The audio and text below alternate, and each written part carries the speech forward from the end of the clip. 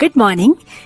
एक तरफ ये वाला विंडो और एक तरफ ये वाला विंडो, यहाँ से पूरा सियाचिन दिख रहा है आपका। They are directly coming from West Bengal. उसमें से एक विमेन राइडर भी हैं बहुत।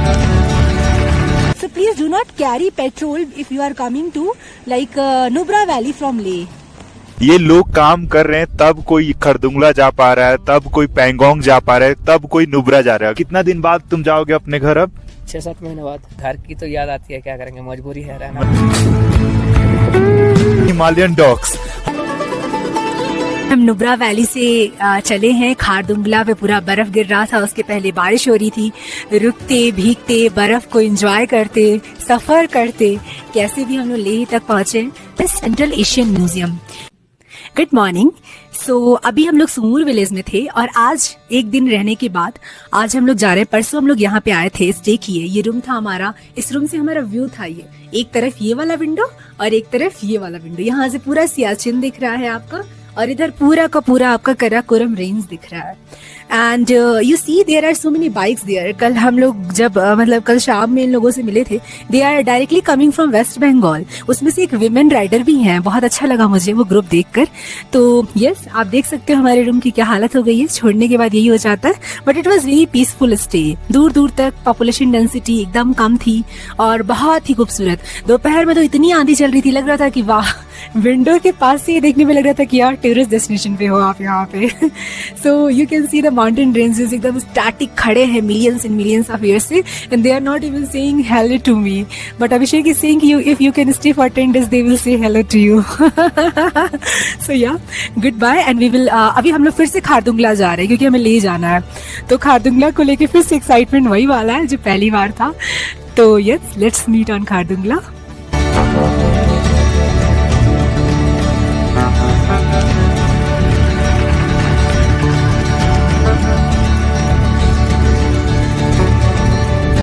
कठिन यात्राएं करना अपने में उतना ज़्यादा मायने नहीं रखता है जितना कि ये मायने रखता है कि इन सब के सामने हम कितने छोटे से हैं, कितने तुच्छ हैं। हमारा ईगो, हमारा अहंकार जब लोगों के बीच में रहते तो कितना बड़ा होता है। और इन पहाड़ों से एक पत्थर गिरा कि हम नदी के अंदर चले जाते हैं। कुछ भी हो सकता है यहाँ पे। कल रात को गैलेक्सी पूरा मिल्की वे गैलेक्सी के सारे स्टार्स लगभग दिख रहे थे यहाँ से।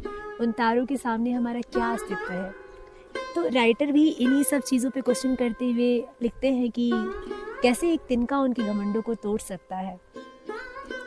घमंडों से भरा ऐठा हुआ एक दिन जब था मुंडेर पर खड़ा, आ अचानक दूर से उड़ता हुआ एक तिनका आँख में मेरी पड़ा। मैं झिझक उठा, हुआ बेचैन सा, लाल होकर आँख भी दुखने लगी।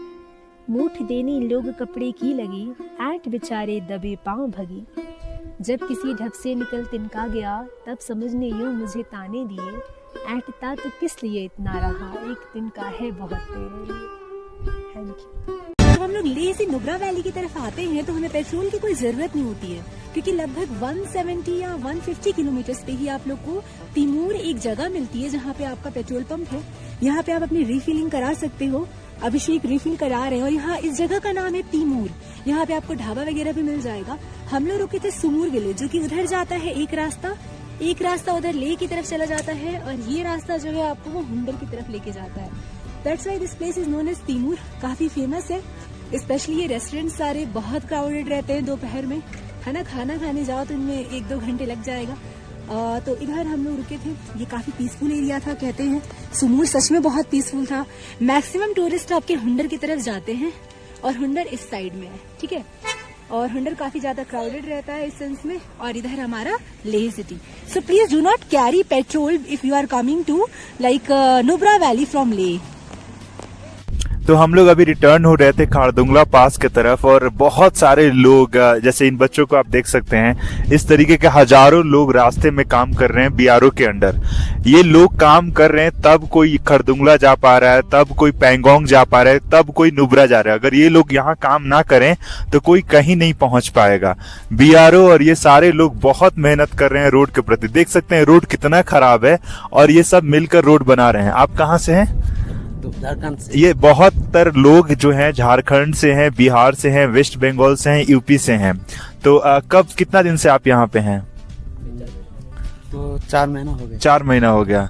तो 4 महीने से ये लोग हैं और ये लोग उस टेंट में रहते हैं। आप रहने का कंडीशन दे सकते हैं इन लोगों को। तो आप लोगों को हर दिन मिलता है पैसा कि महीने में मिलता है? महीना में मिलता है। ऑक्सीजन मिलता है यहाँ पे? थोड़ा बड़ा बहुत यहाँ पे ऑक्सीजन कब मिलता है? खाना वगैरह ठीक मिलता है ना? खाना वगैरह ठीक मिलता है। हाँ। तो यहाँ पे इतना मेहनत डिफिकल्ट टेरेन में काम कर रहे हो, गुटखा क्यों खा रहे हो तुम? तो खा रहे क्योंकि आदत है ना। आदत है। तो ये गंदी आदत है और गंदी आदत को हम लोग को छोड़ना चाहिए और अच्छी आदत को पकड़ना चाहिए। यहाँ पे ठंडी नहीं लग रही है कान में? ठंडी लग रही है तो क्या करेंगे? तो मफलर वगैरह रखा करो, ठीक है? हाँ। और कितना दिन बाद तुम जाओगे अपने घर? अब 6-7 महीने बाद। 6-7 महीने बाद ये बच्चे अपने घर जाएंगे। पैसा कैसे भेजते हो? एक ही बार लेते हो? एक ही बार लेते हैं। यहाँ कोई दिक्कत नहीं ना करता है? सब कोई प्यार देता है, अच्छे से काम कराता है ना? हाँ, अपना परिवार रहता है ना, सब कुछ मतलब कि अपना गांव का है सब कुछ। अब हाँ, ये सारे अपने ही गांव के हैं। अब जहाँ पे वेस्ट बंगाल के लोग हैं तो सारे बच्चे वेस्ट बंगाल के हैं, जहाँ बिहार के हैं सारे बिहार के, जहाँ झारखंड के हैं सारे झारखंड के। तो और क्या कुछ कहना चाहोगे? क्या कहना तुमको मीनिंग मिलता है रोड पे काम कर लगता है कुछ अच्छा कर रहे हैं अपने देश के लिए? हाँ। ऐसा महसूस होता है? ऐसा महसूस तो होता है ना। अच्छा। काम करने से अगर हर कोई आता है तो बोलता है कि चलो इधर जाएंगे उधर जाएंगे। कोई बैंकॉक जाता है, हाँ हाँ, तो कोई बोलता है डिस्ट्रिक्ट जाएंगे तो रोड अच्छा बनेगा तो आएगा ना। और भी ये बताओ कि जब यहाँ पे तुम आए थे तो उस समय तुमको कैसा लगा था? तुम तो दिन रात माउंटेन ही देख रहे होगे उन दिनों। हाँ हाँ, माउंटेन देख पा रहे हैं हर टाइम की, सुबह शाम ही देख पा रहे हैं कि पहाड़ है इधर। घर की याद आती है? घर की तो याद आती है, क्या करेंगे, मजबूरी है, रहना मजबूरी है। खाना कब मिलता है? कब मिलता है? सुबह नाश्ता कब मिलता है? सुबह नाश्ता मिलता है, दोपहर का रोटी मिलता है, शाम को चावल मिलता है। यहीं पे खाना आ जाता है कि जाना पड़ता है? दोपहर को खाना मिलता है, शाम को वहाँ जाकर रूम में खाते हैं। ठंडी नहीं न लगती है? मतलब ब्लैंकेट वगैरह है? ब्लैंकेट है ना।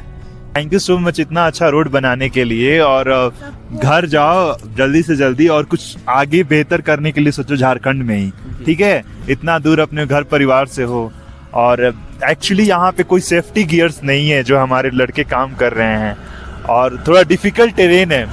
कब कौन पहाड़ी से क्या गिर जाए और इन बच्चों को इंजरीज हो जाए ये कोई ठीक नहीं है। तो मिलते हैं आगे के रास्तों में।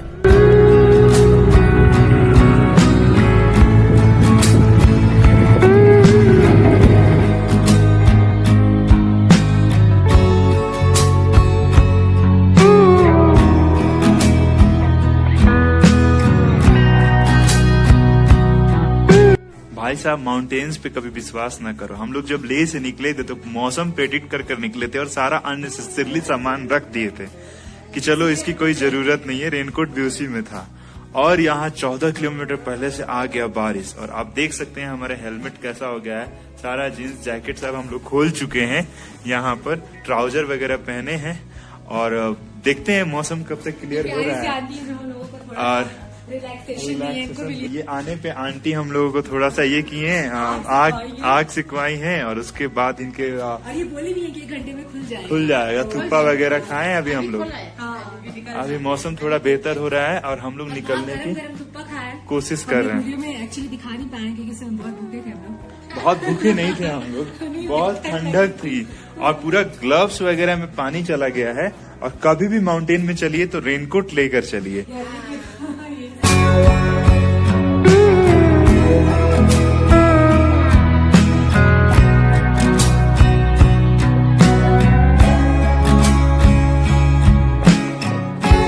अभी हम लोग नुब्रा वैली से आ रहे हैं और हम लोग एक खारदुंगला पास के नीचे। खारदुंगला पास पार करना बहुत हाइट पे है। अभी भी हम लोग लगभग 4,500 मीटर हाइट पे हैं और यहाँ बर्फबारी हो रही है। छोटे छोटे बर्फ के कण आसमान से बादलों से गिर रहे हैं और बहुत बादल पार कर हम लोग ऊपर आए हैं और बहुत बादल पार कर हम लोगों को ऊपर जाना है। इधर आइएगा और दिखाइएगा कितने सारे यहाँ पर बर्फ है और कितने सारे बादल हैं जिनको पार कर हम लोग को ऊपर जाना है। ये जो सारे आपको बर्फ दिख रहे हैं इन सब के ऊपर जाना है और जो पहाड़ी दिख रहा है सबसे चोटी पे उसी को पार करना है। उसी को हम लोग खारदुंगला पास कहते हैं। तो ये आप देख सकते हैं कितने सारे यहाँ बादल लगे हुए हैं और पूरे बादल को पार करना है। अभी लग रहा था कि हमारे हाथ में खून है ही नहीं। शुभम बार बार बोल रही थी कि खून तो आ जाओ, खून तो आ जाओ। हम लोग बहुत देर तक उसको सेके हैं गैस पे तब जाकर। और ये देखिए हिमालयन डॉग्स, हम लोग प्लेन्स में इनको कितना परेशान करते हैं पाल कर। ये इन्हीं के लिए बने हैं क्योंकि इनके बाल बड़े बड़े होते हैं और ये इनको बर्फ से प्रोटेक्ट करते हैं।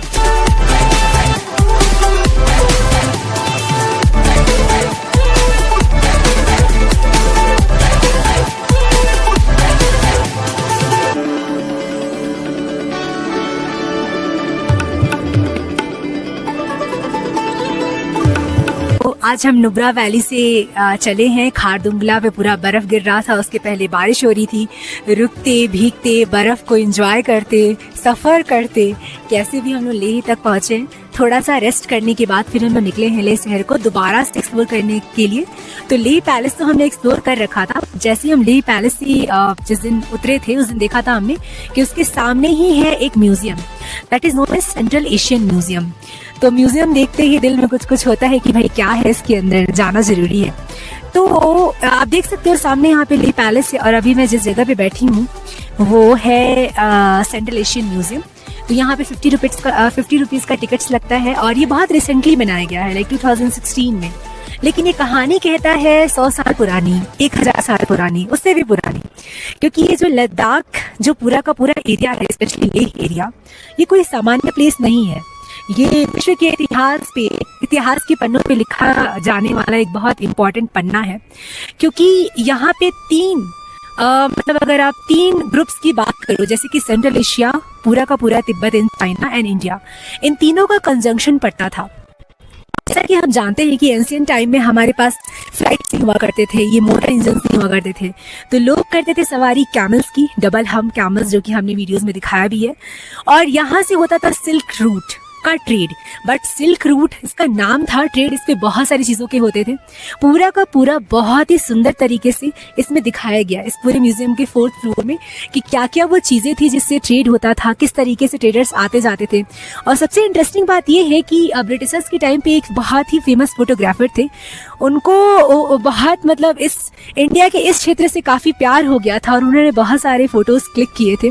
उनके ईयर्स ने डोनेट किया है इस म्यूजियम के अंदर। तो उसमें उन्होंने दिखाया है कि किस तरीके से खारदुंगला पास को, पूरा बर्फ से ढके हुए खारदुंगला पास ट्रेडर्स क्रॉस कर रहे हैं। माउंटेन पास एकदम छोटा सा है और उसके किनारे बैठा हुआ है ह्यूमन बीइंग, लाइक गार्ड कर रहा है और वो सारे के सारे अपना आराम से क्रॉस कर रहे हैं। फिर किस तरीके से वो एकदम से अपना कैंप्स बनाए हैं और उसमें स्टे कर रहे हैं। कैमल्स की कहानी है, घोड़ों की कहानी है। तो इन सब की कहानी को देखने के बाद आपको रियलाइज होता है कि लेह जो है, स्पेशली लेह लद्दाख का जो क्षेत्र है, वो कोई सामान्य क्षेत्र नहीं है। लेकिन दिक्कत ये हुई कि जब बहुत सारे इस पे आक्रमण हुए और फिर ये ट्रेड रूट बंद कर दिया गया, तो ये एक कंप्लीट आइसोलेशन में आ गया था। टूरिज्म से पहले, अभी तो भी मैक्सिमम इसकी इकॉनमी टूरिज्म से चल रही है, लेकिन टूरिज्म से पहले इसकी कहानी, ट्रेडर्स आते जाते थे, बड़े बड़े पासेस को क्रॉस करते थे, यहाँ पे हॉल करते थे, चीज़ों का आदान प्रदान होता था। और लेह मार्केट बहुत ही फेमस मार्केट हुआ करता था एंशिएंट टाइम का। और सिर्फ ये एंशिएंट इंडिया का नहीं बल्कि पूरे वर्ल्ड का एक धरोहर इस तरीके से हो जाता है। तो आप जब भी इधर आइए तो सेंट्रल एशियन म्यूजियम को जरूर एक्सप्लोर कीजिए। और लेह पैलेस तो ऑफ कोर्स बहुत इंटरेस्टिंग है ही। जैसे ही आप उससे नीचे आएंगे आपको सेंट्रल एशियन म्यूजियम का डोर भी दिखेगा। वो बहुत जैसे धुंधला धुंधला से आपको लगेगा कोई दुकान है, बट आप ढूंढेंगे उसको गूगल मैप पे तो आपको जरूर मिल जाएगा।